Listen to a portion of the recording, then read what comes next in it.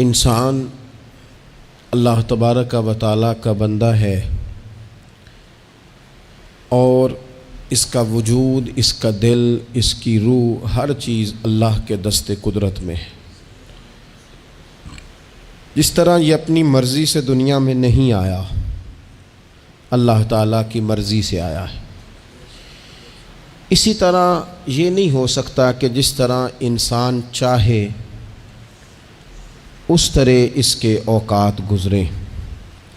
محنت کرنا، کوشش کرنا، جد و جہد کرنا اس کی ذمہ داری ضرور ہے، لیکن ہوگا وہی جو رب چاہے گا۔ اللہ تبارک و تعالیٰ نے انسانی زندگی میں تمام موسم رکھے ہیں۔ بچپن کا موسم، جوانی کی بہار، بڑھاپے کے اوقات، اپنوں کا ملنا، اپنوں کا بچھڑنا، شادیوں کی خوشیاں اور جنازوں کے غم، یہ سارا کچھ انسانی زندگی کا حصہ ہے۔ لیکن انسان چونکہ طبعی طور پر کمزور ہوتا ہے، اپنے مزاج کے لحاظ سے بہت ساری جگہوں پہ اس میں ضعف پایا جاتا ہے، تو یہ کرتا یہ ہے کہ جس تسلی کے ساتھ خوشی کو قبول کرتا ہے، اسی طرح کھلے دل کے ساتھ غم کو قبول نہیں کرتا۔ من چاہی زندگی گزارنا چاہتا ہے، حالانکہ من چاہی زندگی تکلیف کا باعث ہوتی ہے، رب چاہی زندگی انسان کو سکون عطا کرتی ہے۔ اللہ تعالیٰ نے انسان کے ساتھ آزمائشیں رکھی ہیں۔ جس طرح اللہ تعالیٰ کی طرف سے ملنے والی نعمتوں کو قبول کرتا ہے، اسی طرح اس کی طرف سے آنے والی آزمائشوں کو بھی کھلے دل سے اسے قبول کرنا چاہیے۔ اور یہ بات درست ہے کہ وما اصابکم من مصیبت فبما کسبت ایدیکم، انسان پر کچھ مصیبتیں وہ آتی ہیں جو اس کے ہاتھوں کے کسب کی وجہ سے آتی ہیں۔ بہت ساری قوموں پر عذاب اس لیے آئے کہ انہوں نے بعض گناہ کیے تھے، لیکن یہ یاد رکھیے گا کہ عذاب ہمیشہ گناہوں کی وجہ سے نہیں آتے، تکلیفیں ہمیشہ گناہوں کی وجہ سے نہیں آتی۔ انسان دکھوں میں، مشکلات میں صرف اپنی غلطیوں کی وجہ سے نہیں الجھتا، بلکہ نبی پاک علیہ الصلاۃ والسلام نے فرمایا ہے اللہ تعالیٰ کسی بندے کو کوئی درجہ دینا چاہتا ہے، اس کے اعمال اس طرح کے نہیں ہوتے کہ اسے درجہ دیا جائے، تو اللہ اسے کسی مشکل میں ڈال کے اس کے درجے کو بلند فرما دیتا ہے۔ بلندی درجات کے لیے، قرب الہی کے لیے، اللہ تبارک و تعالیٰ کی بارگاہ کی معرفت کے لیے بھی مصائب آتے ہیں۔ آپ دیکھیے نا، نبی پاک صلی اللہ تعالیٰ علیہ وسلم نے فرمایا سب سے زیادہ تکلیفیں انبیاء پہ آتی ہیں، اور فرمایا میں اللہ کا محبوب ہوں، انبیاء کا سردار ہوں، میرے اوپر سب سے زیادہ تکلیفیں آئی ہیں، آزمائشیں آ جاتی ہیں، اور رب فرماتا ہے وَلَنَبْلُوَنَّكُمْ بِشَيْءٍ مِّنَ الْخَوْفِ وَالْجُوعِ، ہم ضرور تمہیں آزمائیں گے کچھ خوف کے ساتھ، کچھ بھوک کے ساتھ، وَنَقْصٍ مِّنَ الْأَمْوَالِ وَالْأَنفُسِ وَالثَّمَرَاتِ، ضرور تمہیں آزمائیں گے پھلوں کی اور جانوں کی کمی کے ساتھ۔ اگر تم اس میں ثابت قدم رہے، شکوے نہ کیے، اپنے رب کی رضا پہ تم راضی رہے، تو وَبَشِّرِ الصَّابِرِينَ، اے محبوب پھر جو میری رضا پہ صبر کریں انہیں میری جنت کی خوشخبری بھی عطا فرما دیں۔ ہم تمہیں ضرور آزمائیں گے، خوف بھی، بھوک بھی، مالوں اور جانوں کی کمی بھی۔ مومن کی یہ شان ہوتی ہے کہ وہ کسی بھی موقع پر اپنے رب سے شکوہ نہیں کرتا، کسی بھی حال میں اپنے رب کی شکایت نہیں کرتا۔ نبی کریم علیہ الصلاۃ والسلام نے فرمایا اگر اللہ تعالیٰ کسی بندے کو بیمار کرے اور پھر اس بیماری پر وہ صبر کرے اور آنے والوں سے رب کا شکوہ نہ کرے، تو فرمایا اللہ تعالیٰ نے جو گوشت اسے دیا ہوتا ہے اس سے بہتر گوشت اللہ اسے عطا کر دیتا ہے۔ اگر اللہ تعالیٰ کی حکمت غالب ہو اور تقاضا اس بیماری میں اس بندے کے انتقال کے کر جانے کا ہو، تو فرمایا پھر اللہ تعالیٰ اسے شہادت کا درجہ عطا فرما دیتا ہے۔ آزمائشیں آ جاتی ہیں، انسان پر مصائب آ جاتے ہیں، دکھ آ جاتے ہیں، تکلیفوں کا سامنا بندے کو کرنا پڑ جاتا ہے۔ اب یہ کہ اس میں اپنے دل کو، اپنی روح کو قرار دیا جائے، اپنے آپ کو اللہ کی رضا پہ کھڑا کیا جائے اور ان حوادث کا مقابلہ کیا جائے، ان چیزوں کو دیکھا جائے اور یہ غور کیا جائے کہ میرا رب اگر اسی بات میں راضی ہے تو یقیناً اس میں اللہ کی کوئی خاص حکمت ہوگی۔ قحط حضرت عمر کے زمانے میں بھی آ گیا تھا، بڑی مشکلات کا سامنا کرنا پڑا۔ تو ان مصائب میں انسان کو تھوڑا سا پہلے تو ہمت کرنی ہے، پھر اس میں کرنے کا جو کام ہے وہ یہ ہے کہ سب سے پہلا کام تو یہ ہے کہ اپنے رب کی بارگاہ میں کھل کے دعا مانگی جائے، اللہ تبارک و تعالیٰ کے حضور التجائیں کی جائیں، دعائیں کی جائیں، رب کریم کو منایا جائے۔ حضرت عمر فاروق رضی اللہ تعالیٰ عنہ کے زمانے میں جب قحط آیا تھا تو حضرت عمر نبی پاک علیہ السلام کے چچا کو حضرت عباس رضی اللہ تعالیٰ عنہ کو لے کے میدان میں نکلے تھے، اور کیا خوبصورت لفظ انہوں نے ترتیب دیے تھے، عرض کرتے تھے مالک پہلے ہم تیری بارگاہ میں محبوب پاک کو لے کے آیا کرتے تھے، آج محبوب نے ظاہری وصال کیا ہے تو تیرے محبوب کے چچا کو لے کے آئے ہیں، تو اے اللہ تو مہربانی فرما اپنے محبوب کے چچا کا صدقہ ہمیں بارش عطا فرما۔ تو بس حضرت عمر نے وہ دعا مانگی، حضرت عباس کو وسیلہ بنایا تو اللہ نے بارش عطا فرما دی۔ اچھا پھر یہ دونوں چیزیں ہمیں حدیث صحیح میں ملتی ہیں۔ ایک نوجوان نے، ایک شخص نے آ کے حضور کی بارگاہ میں عرض کی یا رسول اللہ بارش نہیں ہوتی، دعا کر دیں، تو نبی پاک نے ہاتھ اٹھائے دعا کے لیے، اتنے ہاتھ بلند کیے کہ بغلوں کی سفیدی نظر آنے لگی۔ وہ کہتے ہیں ابھی محبوب کے دستے مبارک پوری طرح چہرے پر پھرے نہیں تھے کہ اللہ نے بارش عطا کر دی۔ پھر پورا ہفتہ بارش ہوتی رہی تو لوگوں کو اب بارش کی کثرت کی وجہ سے بعض مسائل بننے لگے، تو وہ پھر حاضر ہوئے، عرض کی یا رسول اللہ دعا فرما دیں، اب تو کچھ مشکلات بڑھنے لگی ہیں۔ تو حضور نے پھر ہاتھ اٹھائے کہ اے اللہ اپنا فضل نصیب فرما، مہربانی فرما، کبھی بارش کی ضرورت ہوتی ہے اور کبھی بارشوں کا کثرت سے ہونا وہ تکلیف کا باعث ہو جاتا ہے بعض جگہوں پر۔ تو کہتے ہیں پھر حضور نے دعا فرمائی، ابھی چہرے پہ ہاتھ نہیں پھیرے تھے کہ مدینہ منورہ میں بارش ختم ہو گئی۔ تو سب سے پہلا اور ضروری کام ہمارا آج مزاج بن گیا ہے کہ ہم تبصرے کرتے ہیں، سیاست کرتے ہیں، اس پر بیٹھ کر اب ایک اور دور آ گیا ہے، ویڈیو بناتے ہیں، موبائل چلاتے ہیں، جو کہ بہت بڑا امتحان ہے ہمارے لیے کہ صرف 20 منٹ موبائل کو ہاتھ نہ لگائیں، بہت بڑا امتحان ہے۔ ہو سکتا ہے بہت سارے لوگ بڑی تکلیف میں آ جائیں کہ پورے 20 منٹ گزر گئے، اس پہ ویڈیو بنائیں گے، اس پہ کومنٹس کریں گے، اس پہ یہ کام ہم کرتے ہیں۔ حالانکہ اگر کوئی ایسی مشکل آ جائے تو شریعت نے ہمیں یہ سبق دیا کہ پہلے دعا، پہلے اللہ کی بارگاہ میں حاضری۔ اکبر الہ آبادی نے کہا تھا کہ مصیبت میں بھی اب یاد خدا ہم کو نہیں آتی، دعا منہ سے نہ نکلی، جیبوں سے عرضیاں ہی نکلی۔ ہم محکموں میں درخواستیں دیتے ہیں لیکن دعا کی طرف بڑھتے بڑا خوبصورت کام ہے۔ سب سے پہلے تو یہ کریں کہ وہ جو ہمارے بھائی تکلیف میں ہیں، مجبوری میں ہیں، ان کے لیے اپنے رب کی بارگاہ میں عرض کریں کہ مالک، قدرتوں کا مالک تو تو ہے، ہر چیز تو تیرے دستے کرم میں ہے، اور تو کریم اتنا ہے کہ بندوں پہ تو غضب نہیں زیادہ فرماتا، رحمت ہی زیادہ فرماتا ہے، اور تیری رحمت تیرے غضب پر غلبہ رکھتی ہے، اس لیے مالک تو کرم فرما، اور یہ جو لوگ ہیں تو انہیں اپنے فضل سے ہی آسانی عطا فرما تاکہ اس مشکل سے نکل آئیں۔ جن دنوں قحط آیا تھا نا مکہ مکرمہ مدینہ طیبہ میں حضرت عمر کے زمانے میں، تو حضرت عمر فاروق فرماتے ہیں میں نے بغیر گھی کے کبھی کھانا نہیں کھایا تھا، لیکن میں نے قسم اٹھا لی تھی کہ جب تک سب لوگوں کو راشن کھانا میسر نہیں آتا میں بھی گھی نہیں کھاؤں گا۔ یہ جو اضافی اخراجات ہیں، ایڈوانس گاڑیاں بک کرانا، نئے ماڈل کے موبائل خریدنا، یہ جو ہمارے صرف ناز نخرے ہیں، صرف ان کو تھوڑا سا کلوز کر لو۔ عجیب بات ہے نا، عجیب ظلم ہے نا کہ ایک بچہ رات کو اس لیے کھانا نہیں کھا رہا کہ اس کی مرضی کا پکا ہوا نہیں، اور ایک طرف میرے ہی وطن میں اس ویڈیو نے بھی میری چیخیں نکلوا دی جس میں ایک بیٹی، اور اس کی عمر بھی بالکل اتنی ہے جتنی میری بیٹی کی عمر ہے، اس سے وہ صحافی پوچھتا ہے، پاؤں اس کے ننگے ہیں اور پاؤں پہ کیڑے چڑھ رہے ہیں، تو اس سے پوچھتا ہے پتر کیا چاہیے؟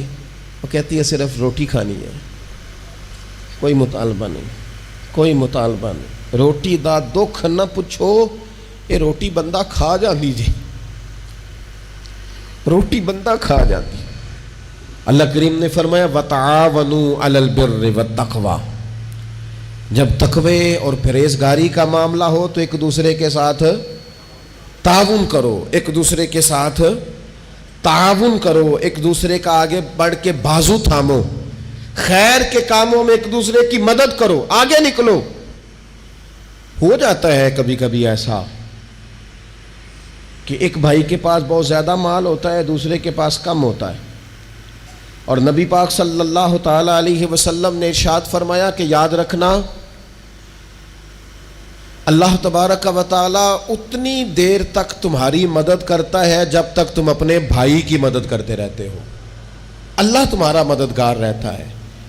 اور یہ جو مسلمان ہوتے ہیں، مومن، کلمہ پڑھنے والے، ان کے بارے میں میرے نبی پاک علیہ الصلاۃ والسلام نے فرمایا کہ یہ ایک جسم کی مانند ہیں، ایک جسم کی طرح ہے۔ مومن ایک جسم کی طرح ہے، جس طرح یہ پورا جسم ہوتا ہے۔ اور حضور نے مثال دے کے بات سمجھائی، فرمایا جسم کا ایک حصہ تکلیف میں ہونا تو سارا جسم اس کا کرب محسوس کرتا ہے، یعنی درد صرف دانت میں ہے لیکن روٹی کھانے کو دل نہیں کرتا، کسی سے بات کرنے کو دل نہیں کرتا، اٹھ کے باہر جانے کو طبیعت نہیں چاہتی، پورا وجود اس کا کرب، اس کی تکلیف محسوس کرتا ہے۔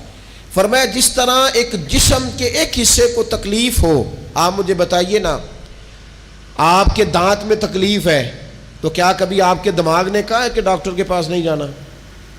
پیروں نے کہا ہے میں نے نہیں چل کے جانا، یہ تو مسئلہ صرف اور صرف دانت کا ہے، دانت جانے، اس کا کام جانے؟ ایسا ہوتا نہیں۔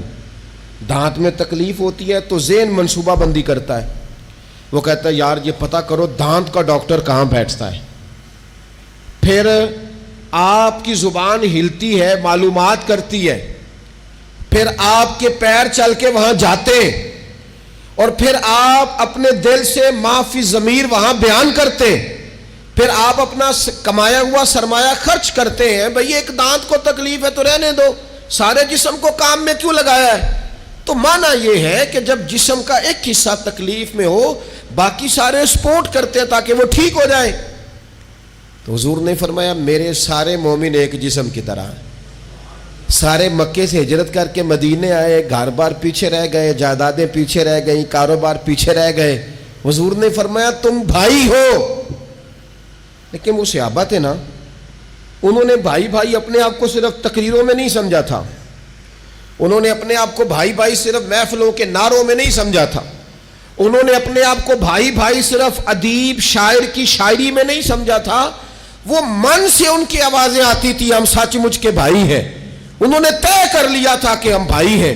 لہذا جب حضور نے کہا نا آپ تمہارے بھائی وہاں سے ہجرت کر کے آئے ہیں تو ان کی مدد کرو، تو پھر انہوں نے صحیح والا بھائی سمجھا، دھاگا رکھ کے اپنا گھر تقسیم کر کے آدھا اپنے بھائی کو دیا، کاروبار بانٹ کے اپنے بھائی کو دیا، جس کے پاس 4 اونٹ تھے اس نے 2 اپنے بھائی کو دے دیے، چلتے کاروباروں میں بھائیوں کو شریک بنا لیا۔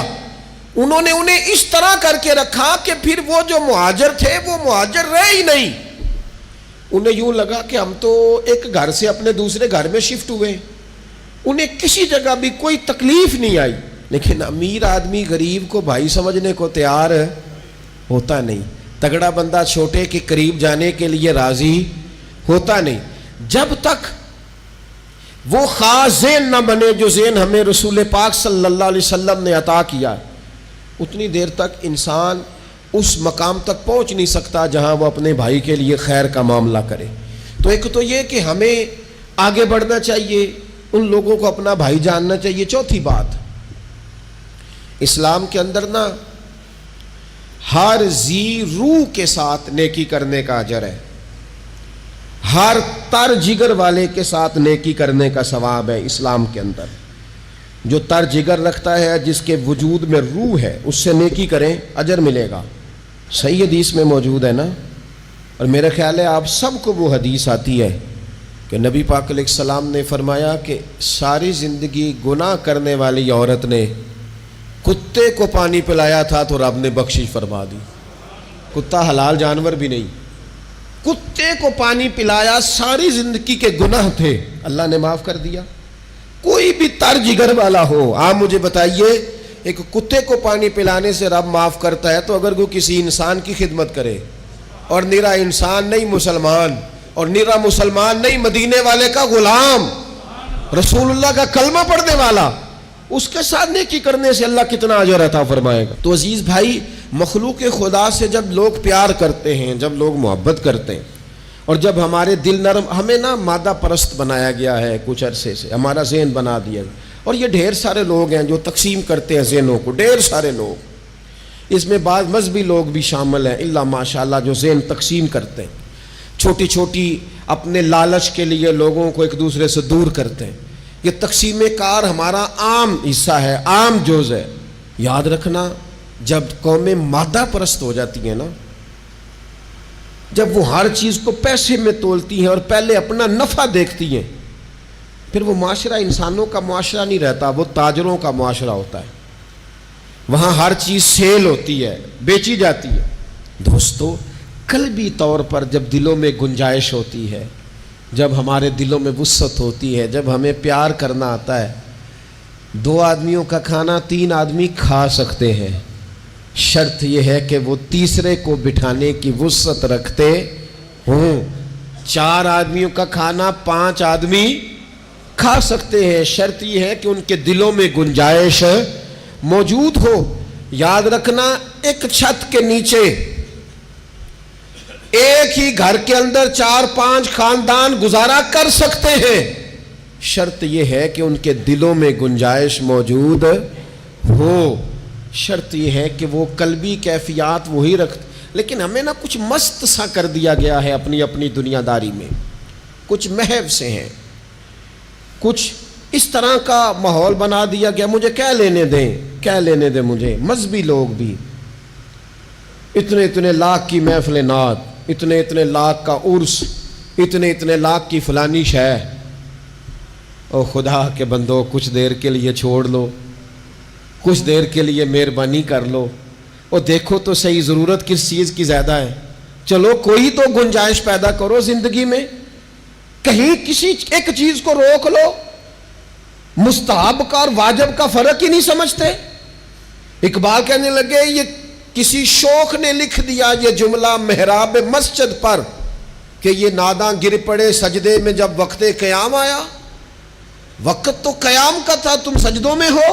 اٹھنے کا ٹائم تھا، لوگوں کی مدد کرنے کا وقت تھا، اور تم ابھی بھی اپنے ختمات شریف میں الجھے ہوئے ہو. کل 10واں چہلم مستحب ہے، 2 آدمی بیٹھ کے ختم دلا لیں، ہو جاتا ہے. یہ باقی کا لاکھوں روپے کا مال ان جگہوں پہ پہنچایا جائے جہاں ضرورت ہے. محفل نعت آپ کے محلے کا نوجوان بھی نعت پڑھ سکتا ہے، مقامی خطیب کو بھی تقریر آتی ہے، ہر جمعے کرتا ہے، اور بڑے کام ہے کرنے والے. لیکن وہ بس ٹھیک ہے، ہم جہاں لگ گئے وہاں سے ہلنے کو تیار ہی نہیں. ایک مخصوص سا مزاج بنا لیا، اس سے باہر آنا ہی نہیں چاہتے، پسند ہی نہیں کرتے. تو اپنی زندگی کے اندر وسعت پیدا کریں، اپنے دل میں وسعت پیدا کریں. یاد رکھیں، جب بندہ کسی کے بچوں کا سوچتا ہے تو اللہ اس کے بچوں پر فضل فرماتا ہے. جب انسان کسی کا گھر آباد کرتا ہے، رب اس کا گھر آباد کرتا ہے. حضرت ابوبکر صدیق فرمایا کرتے تھے، تو اللہ کے دین کی خدمت میں لگ جا، تیرا ذاتی کوئی کام رب رکنے نہیں دے گا، وہ سارے تیرے کام ہوتے رہیں. ہم کیا سمجھتے ہیں کہ تگڑی تقریروں سے لوگوں کو قریب کر لیں گے؟ ہم کیا سمجھتے ہیں کہ بڑے بڑے پوسٹر لگائیں گے محفلوں کے تو لوگوں کو؟ ہم کیا سمجھتے ہیں حساب صرف نمازوں کا ہونا ہے؟ ہم کیا سمجھتے ہیں کہ حساب صرف ہم سے سجدوں کے بارے میں پوچھا جائے گا؟ یہ بھی سوال ہوگا. یہ بھی صحیح بخاری مسلم میں موجود ہے، صحیح حدیث میں موجود ہے کہ رب فرمائے گا، او بندے میں بھوکا تھا تو نے مجھے روٹی نہیں کھلائی، میں پیاسا تھا تو نے پانی نہیں پلایا، کپڑوں کی حاجت تھی تو لے کے نہیں آیا، بیمار تھا تو نے تیمارداری نہیں کری، مالک تو کھانے سے پاک، پینے سے پاک، پہننے سے پاک، بیماری سے پاک۔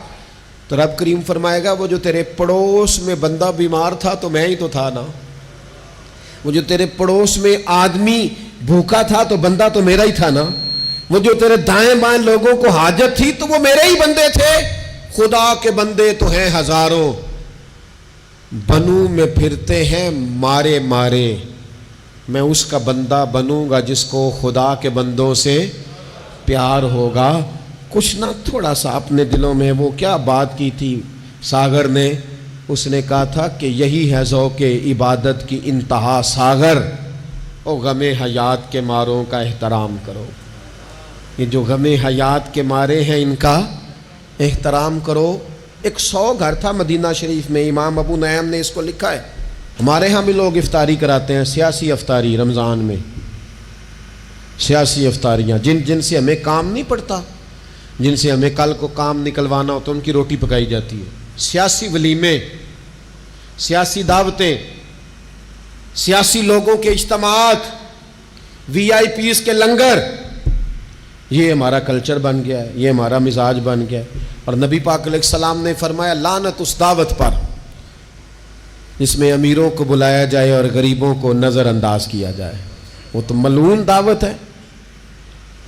100 گھر پورا تھا مدینہ منورہ میں، جس میں 3 وقت کا کھانا، بچوں کے کپڑے، اگر کوئی بیمار ہو جاتا تو دوائیاں، اور دے کون جاتا ہے اللہ ہی بہتر جانتا ہے۔ ایک نقاب پوش آتا تھا، دروازے پہ دے جاتا تھا، نام پوچھتے تھے تو ناراض ہو جاتا تھا۔ اور یہ ایک دن کام نہیں ہوا، سالوں یہ کام جاری رہا، پتہ ہی کوئی نہیں کون دے جاتا ہے، کوئی خبر ہی نہیں۔ پھر اچانک 2-3 دن ہو گئے، وہ لنگر آنا بند ہوا، وہ اخراجات اٹھانے ختم ہوئے۔ اب لوگ ایک دوسرے سے پوچھنے لگے کہ وہ کھانا تیرے گھر بھی نہیں آیا، تیرے گھر بھی نہیں آیا، پتہ کرو کب سے نہیں آیا، پتہ کرو کب سے نہیں آیا۔ تو طے ہو گیا، جب لوگوں نے تاریخیں لگانی شروع کی، ایک دوسرے کے ساتھ ملانی شروع کی، تو 18 محرم سے میرے گھر نہیں آیا، ہاں ہمارے ہاں بھی 18 محرم سے نہیں آیا، پتہ کرو، تحقیق کرو۔ پتہ چلا کہ 18 محرم کو امام زین العابدین کا وصال ہوا ہے۔ سیدہ پاک کا یہ شہزادہ، امام حسین کا کربلا میں بچ جانے والا یہ جانشین، ایک 100 گھروں میں اور تھوڑی سی آبادی، 100 گھروں میں 2 وقت کھانا، اور اپنے کندھے پہ توڑا رکھ کے، لنگر کی بوری رکھ کے پہنچا کے آتے، اور چہرے پہ نقاب ہوتا، کوئی پوچھتا نام کیا ہے تو ناراض ہو جاتے۔ 100 گھروں میں کھانا جاتا۔ ان کے وصال کے بعد جب غسل دیا جا رہا تھا تو موٹے موٹے نشان تھے کمر پہ۔ لوگوں نے ان کے بیٹے سے پوچھا کہ یہ کیا ہے، تو فرمانے لگے میرے والد اپنے کندھوں پہ تھیلے رکھ کے آخر عمر تک گھروں میں پہنچا کے آتے رہے۔ لوگوں نے کہا حضور آپ کیوں نہیں جاتے تھے، آپ جوان تھے؟ تو آپ کے شہزادے کہنے لگے میں کہتا تھا ابا جی سے کہ میں نہ چلا جاؤں، تو فرماتے تھے پتر اگر تو جائے گا تو پھر تجھے اس غریب کا نام بھی بتانا پڑے گا، میں تیرے سامنے پردہ نہیں کھول سکتا، یہ میرا اور میرے رب کا راز ہے۔ اس چپکے کے ساتھ، اس محبت کے ساتھ حضرت امام زین العابدین رضی اللہ تعالیٰ عنہ خدمت کرتے۔